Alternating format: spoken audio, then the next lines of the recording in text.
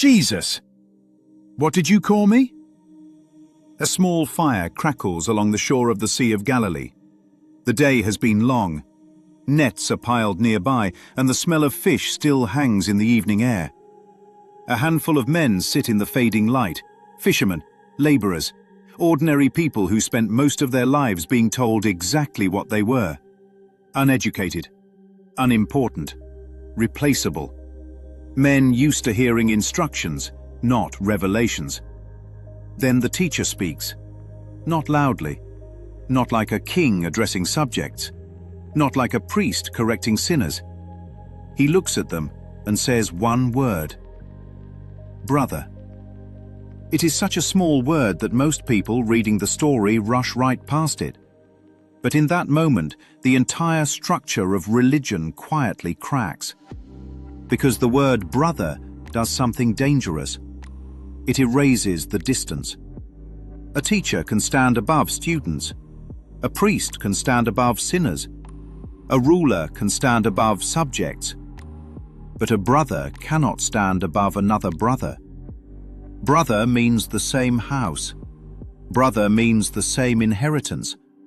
Brother means the same origin. And suddenly the entire structure that people later built around Jesus begins to wobble. Because if the teacher calls the fisherman brother, then the gap between them disappears. No spiritual aristocracy, no divine celebrity, no sacred hierarchy, just family. And family creates a problem that institutions have never known how to solve. Because family cannot be worshipped from a distance. Family must be recognized.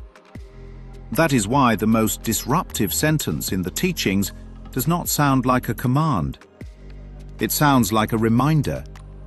You are the light of the world, not spectators of the light, not students of the light, not followers of the light itself. And that sentence has been echoing through human history for 2,000 years, quietly unsettling the structures that tried to contain it. Because if the teacher was telling the truth, then the entire identity built on guilt begins to shake. Sinner, unworthy, broken, defective. Those words appear in sermons, doctrines, and arguments. But strangely enough, they rarely appear in the mouth of the one whose name those doctrines defend. Instead, the language keeps returning to something far more intimate. Friend, child of God, brother. Which raises a question most people never pause long enough to ask. If the teacher called the fisherman brother, why do so many people still insist on calling themselves something smaller? Why introduce yourself to the world with names the teacher never used? Why build an identity out of accusations when the voice you claim to follow spoke a completely different language? Because once a name is spoken by someone who knows the truth, it cannot be unheard. It lingers, like an echo bouncing through time, waiting for the moment someone finally stops long enough to hear it clearly. And when they do, the real question is no longer about Jesus. The real question becomes something far more personal. What did he call you?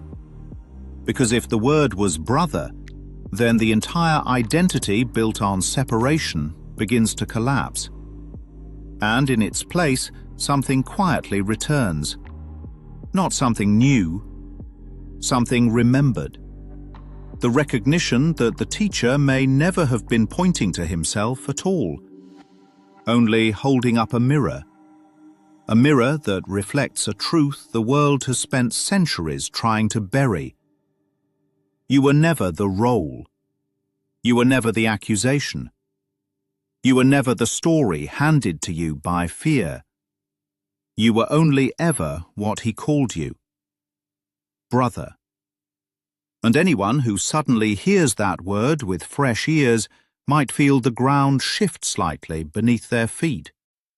Because the moment that identity changes, The entire world looks different.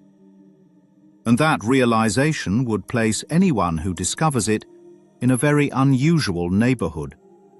A place where the distance between teacher and student quietly disappears. A place where the name you thought belonged to someone else suddenly begins to sound strangely familiar. A place known by those who find themselves standing there as the Twilight Zone.